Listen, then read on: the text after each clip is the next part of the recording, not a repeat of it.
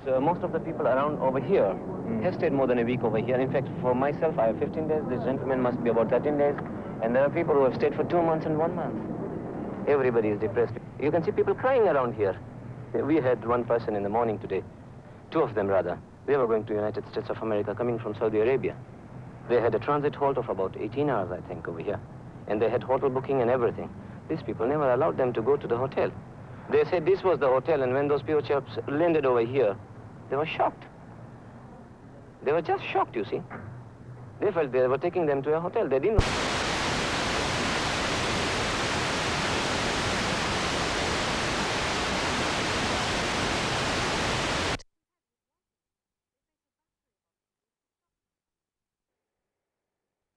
Many people still believe there's a need for more controls. Well, I think it's got to be controlled, really. Well, obviously now I think immigration should be slowed up. They shouldn't let, so many in. Because it is getting too much, isn't it? Well, I think they should put a stop to it somewhere. I mean, at the moment we're inundated. I mean, we don't get the true figures from the government. They're not likely to tell you, are they? People are often very suspicious of statistics about immigration.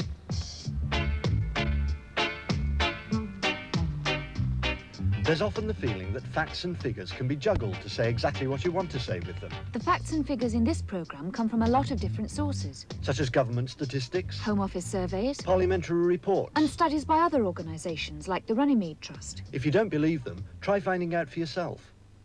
Of course, facts and figures can be made to say different things. For instance, when they're talking about immigration, most newspapers and TV programmes rely on one set of figures. They're published by the Home Office, and according to these figures... In 1978, 72,000 people came to settle in Britain. Of which 29,000 were white. They don't mention how many left.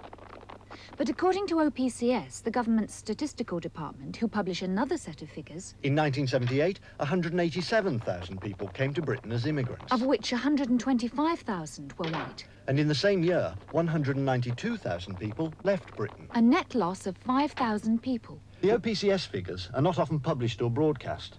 Maybe that's because they include many white immigrants from Ireland, the Common Market and elsewhere, who aren't counted in the Home Office statistics. But whichever facts you choose, in the end, what's important is not the facts, but how you see them. It's extraordinary, really, when you stand back from it, that here we are arguing about wives and children from the Indian subcontinent, whose number is almost certainly under 100,000, and talking about British citizens from East Africa, whose number is probably under 50,000, when we have a completely open door to white patrials from the Commonwealth, whose number is in the tens of millions, and to common market nationals whose numbers is in the 100 millions. And that may seem an unreal point when there isn't a great deal of economic incentive for people, those people in the latter categories to come here. But there is now higher unemployment in Canada than there is in the UK. And if we have an economic revival here, or if the common market is enlarged to include countries like Spain and Greece that have lower levels of wages and where therefore the incentive is greater, then that open door might become a reality. And when you look at that, you have to realise that our present debate about immigration is not a rational debate about what kind of numbers of people can come and work in this country at all. It has very little to do with that, and it has everything to do with race and colour. So although I'm wrong statistically, don't bother me with facts. I prefer to call them immigrants when what I mean is blacks. Of course, we can cut out immigration altogether if we really want to. All we have to do is... Tear up the Treaty of Rome. Which lets in people from the common market. The 71 Immigration Act. Which lets in patrials and dependents. Our treaties with the Commonwealth. Which let in the East African nations. And the Human Rights Agreement. Which say we should let in wives and children. The law is as tight now as it ever can be without, and this is the important proviso, welching on the promises that this country has already made to numbers of people over the world. One can tighten up, but one can only tighten up at the expense of one's credibility as a nation. If one is saying British promises mean nothing, then you can welch on your commitments and you can tighten up your immigration law. If you're saying that Britain's name still counts for something in this world, that there is still such a thing as the British sense of fair play and justice, then there is no way you can tighten up the immigration laws any further. When you get various parties vying for votes, people say all kinds of things. And I tend to wonder what they're talking about. They're talking about people, or they're talking about votes. But I think the most damaging thing of all about the kind of debate that has gone on about immigration, for almost 15 years now, has been that it is founded on the assumption that is not spelled out, that the presence of black people, and it's almost always black people that are being talked about in immigration debate, not people from the common market or wherever else, are in some sense automatically undesirable. And that says not only to the people overseas who are seeking to come here, it says to black kids who are born and brought up in this country that their presence is in some undefined way a threat. In fact, 4 out of 10 black people living in Britain were born here. Can you call them immigrants? Well, I'm British, but I don't think the British people themselves consider me as British. You know, seeing I'm black. We're not accepted in this country as a British person. Even if we were born here, it doesn't make no difference. We're not accepted as a British person. For instance, if somebody tells you to go back to your own country and you say to them that you're born here and you haven't been to another country before, how can you make your parents' home your home when you haven't been there, you haven't seen it? Well, most of us would like to call ourselves British, but we can't, because we know we can say whatever we want to, but we're not going to be accepted because, you know, because of our colour. It's not a matter of immigrants anymore.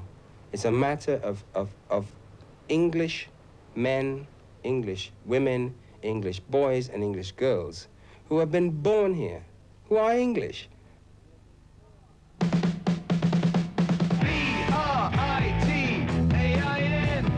Living in the world today.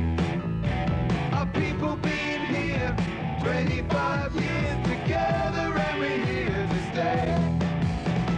People, people, people, our people, people, people, people, people, people, our people. Together we're here, together we're here, together we're here to stay. That's all from our school's programmes for today until 9:30 tomorrow morning. In just over 10 minutes at 12:10, Bungle, George and Zippy learn how to make all kinds of different sounds in today's edition of Rainbow, followed at 12:30 by About Britain, which takes a look at the new agricultural revolution and its effect on the countryside. The news is at 1, followed by the Anglia news and weather, and then at 1:30 we have the final day in this week's case from the Crown Court. All this to come after the first of our lunchtime programmes, when we join the Munch Bunch. Meet the Munch Bunch. Enough corn is enough.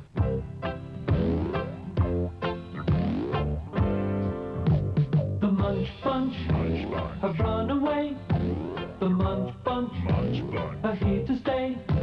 The Munch Bunch have found a home with a garden.